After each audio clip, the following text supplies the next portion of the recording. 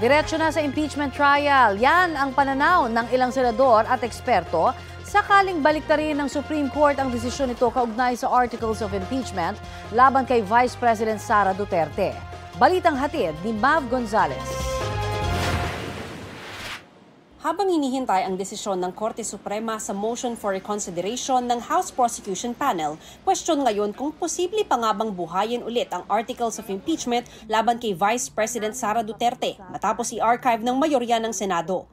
Base sa datos ng GMA Integrated News Research, meron ng bill na in-archive noong 15th Congress at binuhay muli dahil sa boto ng 6 na senador. Ang Senate Bill No. 2756 tungkol sa armed synchronized elections na kalaunay naging batas noong taong 2011.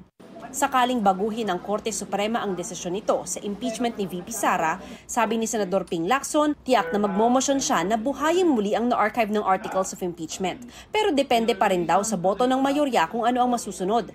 Sa tingin pa ni Lacson, pinakamainam sana kung hindi na lang inaksyonan ng Senado ang ruling ng Korte Suprema habang may nakabimbing motion for reconsideration ng Kamara. Kung archive, at any time, kung halimbawa mabago yung liderato ng Senado at nagbago yung hihip ng hangin o kaya nagbago isip ng mayorya at naisipang i-pull out, anytime yun pwedeng i-pull out. Unless yung magiging ruling tong Korte Suprema will go one step further na sabihin nila na parang mandatory na kailangan mag-reconvene yung Senado at mag-trial.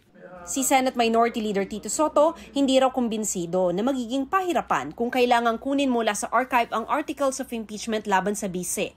Ang resulta sa botohan noong nakaraang linggo, 19-4 pabor sa pag-archive ng impeachment complaint. Kaya kung baliktarin ng Korte Suprema ang desisyon nito, logical lang daw na talakayin na nila ang Articles of Impeachment.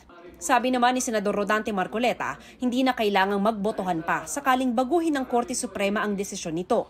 Kung sakali, otomatikong magta-trial na raw sila. Kung magkaroon ng milagro na hindi inaasahan, merong 8 maestrado ng ating Korte Suprema na binaligtad ang sarili, di pwedeng mabuhay yun. Ibig sabihin, itutuloy ang impeachment. Magiging automatic yon. Sa tingin ni Retired Associate Justice Antonio Carpio, kung baliktarin ng Korte Suprema ang desisyon nito at sabihin constitutional ang Articles of Impeachment laban kay Vice President Sara Duterte, iiral na ang konstitusyon at dapat simulan ng Senate Impeachment Court ang paglilitis. Wala nang botohan yan because balik tayo doon sa is this constitutional? Sinabi ng Supreme Court ngayon kung mag-reconsider sila. Yes, constitutional. So balik doon sa provision. The same shall constitute the Articles of Impeachment and trial by the Senate shall forthwith proceed. Hindi na rin aniya kailangang may senador na magmosyon pa para buhayin ito. Wala na. Of course, they will debate. Let's say the majority will say no, we will not revive it. Akyat ang prosecution sa Supreme Court.